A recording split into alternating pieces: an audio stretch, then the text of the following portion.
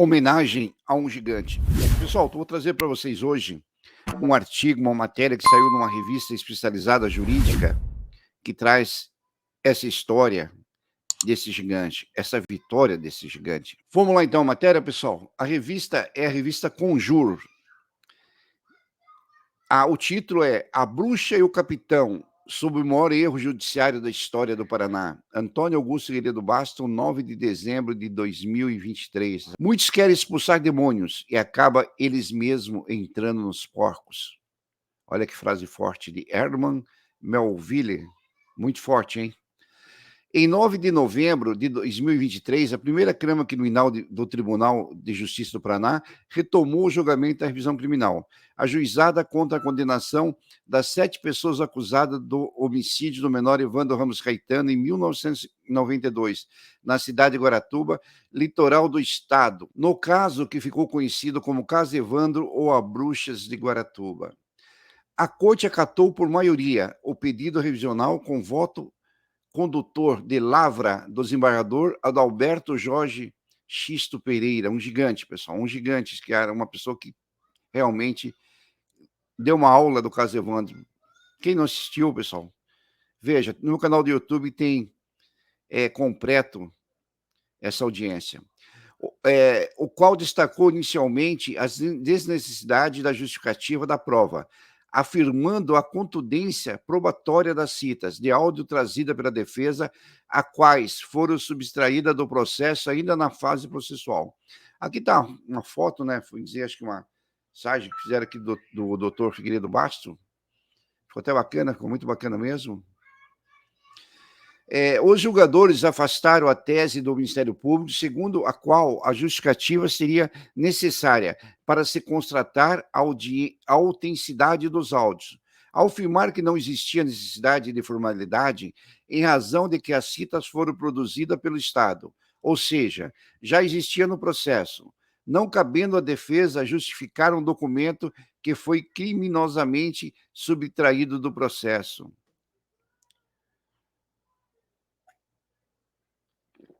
Enfatizou que o Ministério Público trouxe aos autos trechos parciais da fita, decotada da gravação original, nos quais os acusados supostamente confessam o crime. Apontou que a acusação não esclareceu a circunstância em que as gravações foram feitas e que os áudios parciais jamais foram periciados.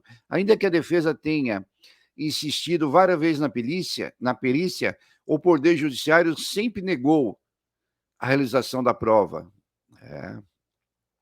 Os áudios já estavam na investigação, foram subtraídos, ludibriando a defesa e o Poder Judiciário. Seria uma incoerência, portanto, permitir a utilização das citas para condenar e não para defender, profundo de respeito à paridade de armas.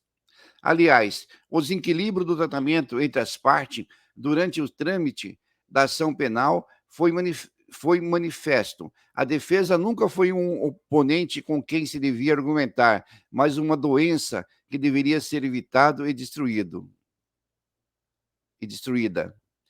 Pouco importava a verdade, havia confissões. Por medo, comodismo, convicções íntimas, promotores e juízes que atuam na ação penal jamais questionaram a origem das gravações. Onde teriam sido feitas? Quem autorizou? Por que não foi juntada na íntegra do processo? Não foi periciadas? Os áudios decotados e fraudados foram usados para condenar alguns dos acusados, como beneplácito conveniente de 4 decisões do Tribunal do Paraná, a ponto de serem usadas para atenuar as penas dos condenados. Nos áudios fraudados, é possível constatar o policial militar intimidando Beatriz: confesse direitinho que não te boto mais as mãos. Isso está lá, pessoal. Quem quiser ouvir, só conferir. Qualquer pessoa alfabetizada sente um desconforto intelectual diante da indagação. Como esse estado de coisas é possível? Não creio que essa pergunta possa ter resposta exaustiva, nem hoje, nem no futuro. Talvez a resposta venha do italiano Primo Levi, segundo o qual, ao final da Segunda Guerra Mundial, oficiais nazistas dirigiam-se aos poucos sobreviventes do campo de concentração em tom vilipendioso, afirmando: seja qual for o fim dessa guerra, a guerra contra vocês nós ganhamos. Ninguém restará para dar testemunho, mas, mesmo que alguém escape, o mundo não lhe dará crédito.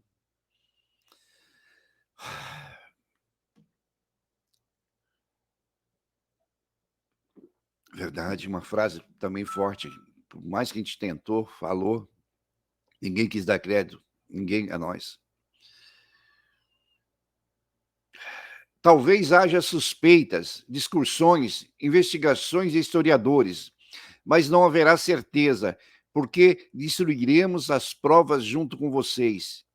E ainda que fique alguma prova e sobreviva alguém, as pessoas dirão que os fatos narrados são tão monstruosos que não merecem confiança, dirão que são exagerados da propaganda aliada e acreditarão em nós, que negaremos tudo e não em vocês. Pessoal, se essa fita não tivesse aparecido, com certeza ia acontecer isso. Como aconteceu, sempre negaram as torturas. Tentaram até quando apareceu a cinta dizer que podia ser manipulada. Até o Vicente de Paula Ferreira, que estava morto, um dos promotores tentou dizer, sei lá, será que o Ivan Mizanzuki não falsificou, não trouxe o espírito do Vicente de Paulo para poder falar? Complicado, né, pessoal? Os torturadores da M2, da P2, Polícia Secreta, Grupo Águia, chefiado pelo capitão Neves na época, conveniado com o Ministério Público, agiu clandestinamente.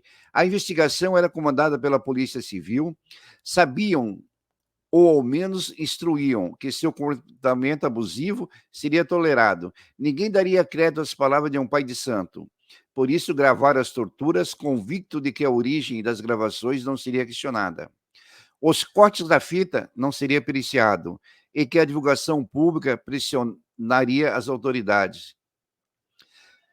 A farsa sinistra, semeada pelas mentiras e fraudes, ditada no dossiê Magia Negra, encontrou terreno fértil na mente de investigadores. Acusadores e julgadores que, enfeitiçados por crendices populares que os doutores fingem ter quando se tornam vítimas de sua própria degradação intelectual, foram cúmplices desse pavoroso erro judiciário, como advertiu o juiz Luiz Blandez. Os maiores perigos para a liberdade espreitam na intromissão insidiosa de homens e mulheres zelosos, bem intencionados, mas sem discernimento.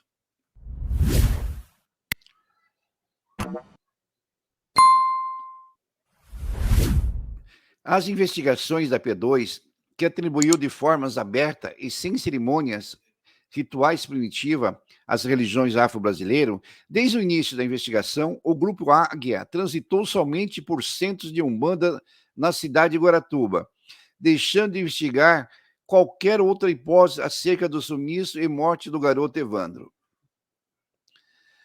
Chegou-se ao ponto de se fazer um retrato falado com base em uma médium local que afirmava ter recebido uma entidade e a descrição da pessoa teria sequestrado Evandro. Não demorou para tal fantasia ganhar ares de seriedade e o retrato ter sido publicado em todos os jornais como sendo a figura de Oswaldo Marceneiro.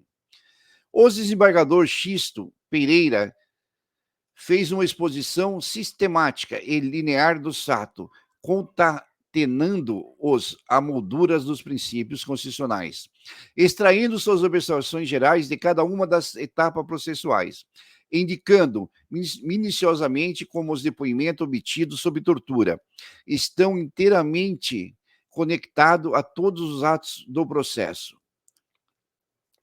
A. A prisão ilegal, sem ordem judicial. B. Que os pedidos de prisão, decisões judiciais e mandatos de prisão foram posteriormente fraudadas para legalizar as prisões. C.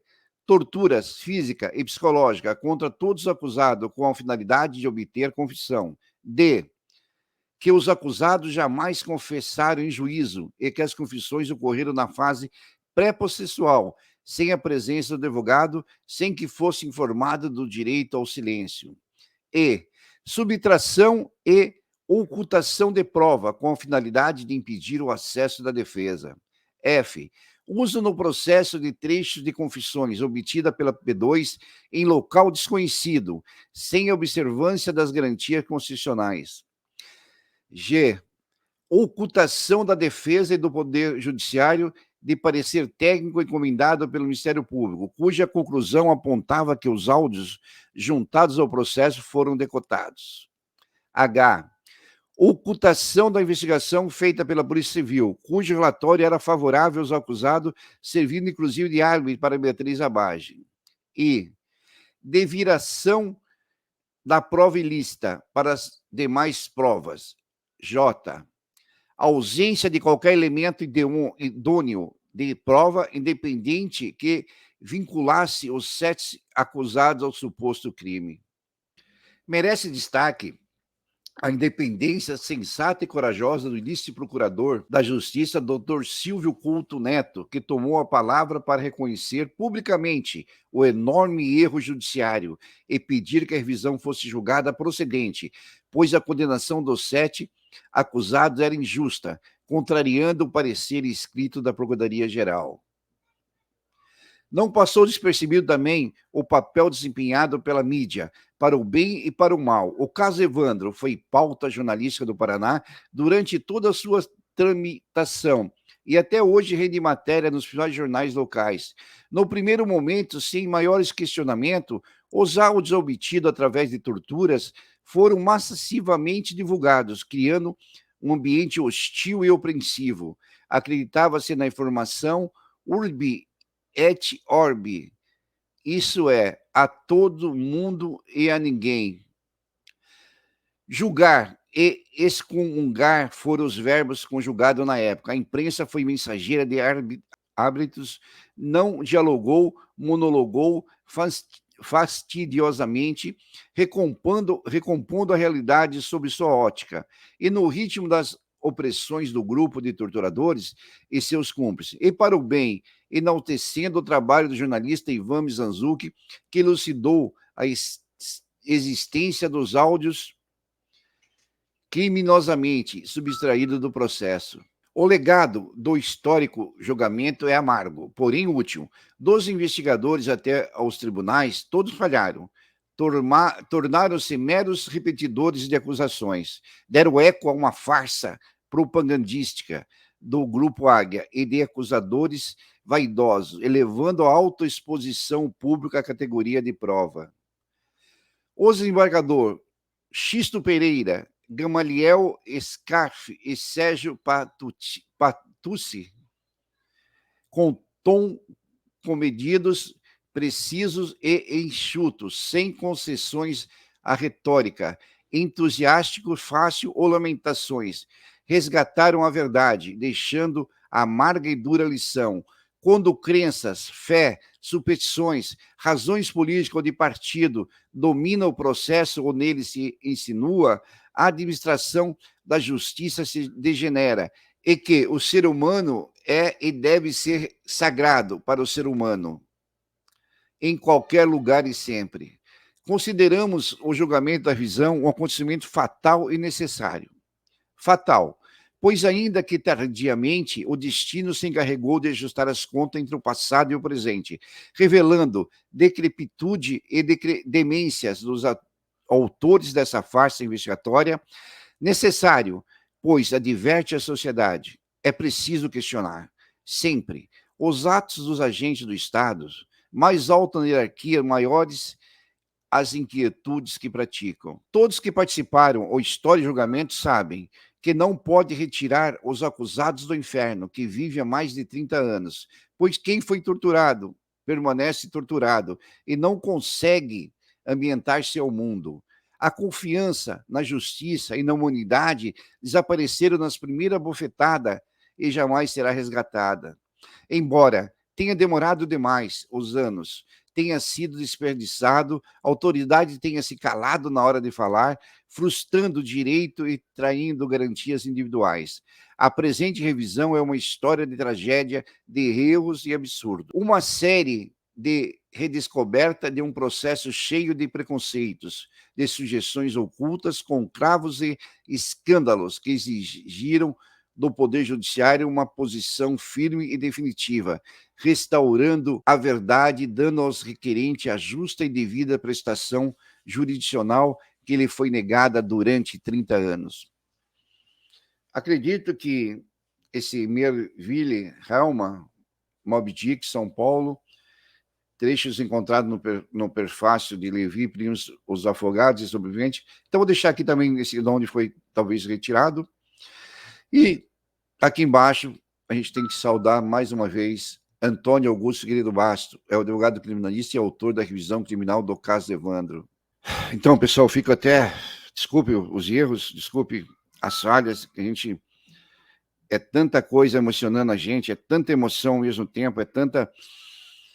a gente relembra tudo que realmente foi dito ali, todas as injustiças, tudo que fizeram com a gente, pessoas que podiam ter falado alguma coisa não falaram, autoridades que se calaram, foram poucos, eu chego até a me arrepiar de pensar as palavras que realmente, as torturas, dificilmente vai sair de quem foi torturado, dificilmente essas mágoas saem, o nome de bruxo na testa acompanha. Mas graças a Deus, Deus pode tardar, mas não falha, a verdade veio, apareceu, e tenho que agradecer Ivan Mizanzuki pela essa grandiosidade aí que Deus abençoou, a advocacia Figueiredo Basto e todos companheiros de trabalhos. Desculpe, pessoal, vou encerrar, que eu estou até meio emocionado e muito agradecido. Essa revista conjunta, com certeza, fez uma grande matéria, é uma pessoa bem merecida mesmo. Figueiredo, não sei como agradecer, não sei mesmo. Acho que Deus tocou o coração, Deus tocou e ele lutou, é um guerreiro. Vou terminar por aqui, pessoal. Segue meu canal, pessoal, dê uma força aí, se inscrevam, compartilhem, ajudem a agradecer. Obrigado, pessoal, não consigo passar mais para frente. Capaz de Deus esteja com todos, pessoal. Obrigado, pessoal. Agradeço a todos. E ganhamos, pessoal. A justiça venceu.